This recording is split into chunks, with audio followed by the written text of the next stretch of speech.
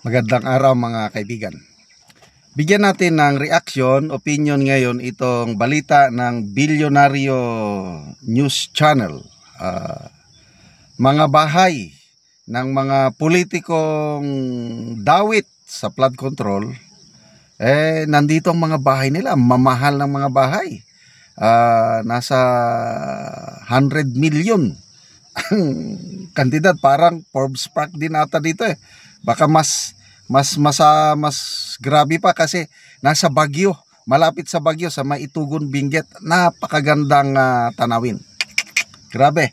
Pakinggan natin ang balita. Ay ang tinaguriang Billionaires Village, ang Alphaland Baguio Mountain Lodges. Mga bigating negosyante, artista at politiko ang mga nagmamay-ari at namamasyal sa mga luxurious log homes dito. Ang ilan sa kanila dawit sa flood control scandal. Narito ang exclusive agenda report ni Dobby de Guzman. Ang Alphaland Baguio Mountain Lodges sa Tukmoan, Buklaw Road, Itogon, Benguet. Sa tuktok ng bundok na may kabuang lawak na 100 hektarya, nakatayo ang mararangyang log homes. Mas malamig ang klima dito kumpara sa Baguio City. Ang presyo ng bawat log home ay tinatayag na sa pagitan ng 60 million hanggang 100 million pesos, depende sa laki. Sa 6-bedroom log home, 150,000 pesos ang renta sa overnight stay. Base sa website ng Alphaland, nagbukas ang exclusive vacation home sa mga sikat at mayayaman noong 2018. Ayon sa dating miyembro ng Alpha 4 Security na tumangging magpakilala, 2021, nang dumalaw sa Alphaland si dating Ako Bicol Party List Representative Zaldico kasama ang buong pamilya. Sakay sila noon ng Augusta Westland helicopter na nagkakahalaga ng $16 million. May 5-bedroom unit din dito si Benguet Representative Eric Yap. Kumpirmado ito ng Benguet Provincial Assessor's Office.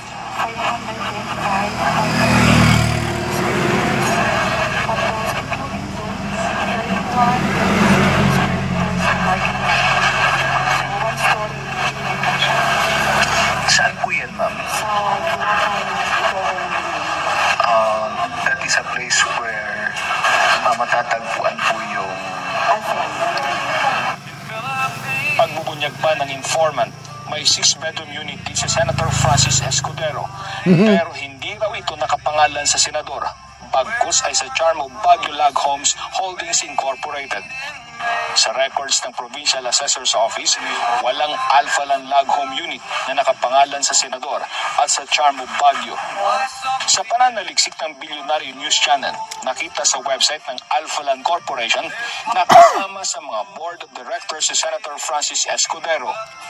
Sa official FB page ng Alphaland, makikita rin ang larawan ng senador, ang kanyang asawa na si Heart Evangelista at ilang pang individual na tumalo sa kaarawan ng aktres at ng wedding anniversary ng dalawa noong February 28, 2020.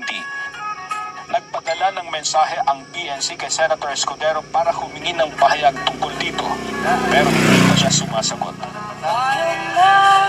Sa Alphaland din ikinasal noong July 28, 2023 si Quezon City 1st District Representative Arjo Atayde at ang aktres na si Maine Mendoza. Base sa record ng Provincial Assessor's Office, walang pag-aari ang mambabatas sa Benguet. Pero ayon sa aming informante, may 5-bedroom unit sa Alphaland si Congressman Atayde. Para sa agenda, Dobby de Guzman, Bilyonaryo News Channel. So yan mga kailyan. Grabe, no? Ito. Komentaryo ito ng taga Benguet. Pakinggan natin. Taga kung mismo. Sabi ni Congressman Yap noong panahon ng kampanya na siya daw ay ahente lamang ng mga equipment ng tatay niya.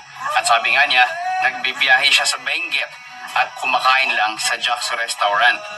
So ngayon mga kailyan sa Benguet, saan po kumuha ng 80 million para sa 5-bedroom na bahay niya sa Alphaland? Yun! 80 million mga kailyan. So isipin nyo, yung mga sabihin natin tigo 1.5 million na SUV na binibigay sa mga munisipyo daw para ambulansya ng mga munisipyo o barangay compared sa 80 million at iba pang mga bahay ni Congressman Yap sa iba't ibang lugar. So yan ba yung sinasabi ng mga kailian na proud kayo sa official nyo na kahit corrupt kasi may nakita naman kayong mga project niya? Di ba mga kailian, kung hindi ma-prove ni Congressman Yap at yung mga iba pang mga politiko kung saan galing ang pinambili nila sa bahay na napakamahal sa Alphaland, ay dapat din i-confiscate kagaya ng mga sasakyan ng magagara ang mag-asawang contractors na sila Diskaya. Grabe, no? Yung Alphaland na yan, parang Forbes Park din siguro eh. Hindi ko lang alam magkano ang presyo ng mga bahay sa Forbes Park. But ito nakakalula, oh. 60 million ang pinaka mababa, papuntang 100 million. Depende sa laki ng bahay. So, mga politiko natin, nandyan. Mautak din sila dahil hindi pinapangalan sa kanila eh. At para hindi mabuking. Anyway, pasensya na kayo at masyadong mainit dito sa location ko. Nagbiyahe kami kasi. Ayan. Okay, so lalong nakakainis. Sino yung mga napangalan dyan? Congressman Eric Yap, punta dyan si Saldico, Escudero, sino pa yung isa, Ataydi. Lahat yan, puros deny, puros deny.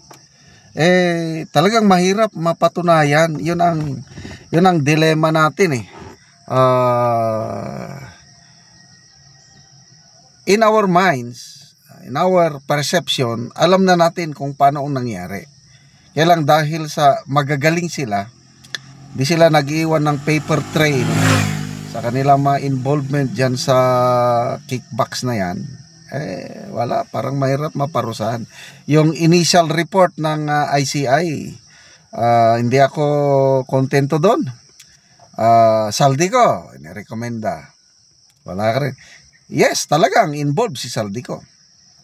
Kaya lang, paano natin siya mapanagot na nandun naman siya sa ibang bansa, nagliliwali. Tapos, Jinggoy, sino pa yun? Villanueva. Meron pang mas matitindi. Kaya lang, wala. Ligtas, you are safe doon sa mas utak. Kaya, wala na akong tiwala dito sa ICI na ito. Niloloko lang tayo. Okay, salamat mga kaibigan sa inyong pagsubaybay sa ating channel. Nakakatulong kayo ng malaki sa tribong Talandig ng Bukidnon dahil ang income natin sa channel na ito pantulong po sa tribo. Namimigay tayo ng libreng yero at pako para makapagpatayo sila ng mas maayos na tirahan. Panoorin nyo ang video na ito. So, karon mo na ni si ate ang matagaan og yero. Muna ni ang slot sa balay ni ate. So, wapagid kayo.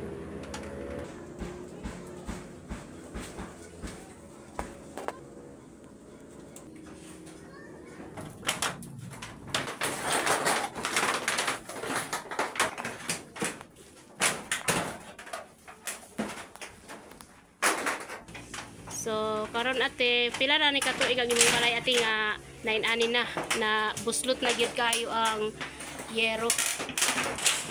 Pila na katuig ate ang imong balay? 10 years na gyud ang imong balay. Oo, so 10 years na ang imong balay. So, busa 9 ani na siya na kuan na siya kanang guba na kay buslot na. So, tuluanan mo kung ulan ate. Oh. Tungod sa kalisod, di gyud mo kapalit og sin. Kay ko to bra sa among pagkaon. So, na kay anak te. Naa. So, pila ka buki mong anak? Sabot. So, isa ang anak ni ate.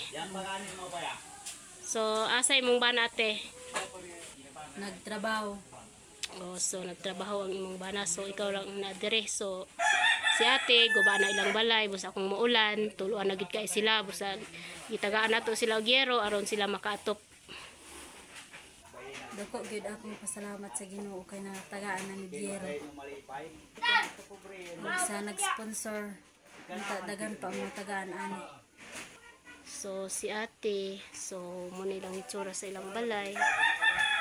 Luoy gid kay sila. Kay ang ilang paningkamot, kutob lang gyud taon kung makakwarta sila sa ilang pagkaon. So daghang kay salamat sa Ginoo sa nagatanaw sa video. O gilabi na sa nag-sponsor nga makatok na sila.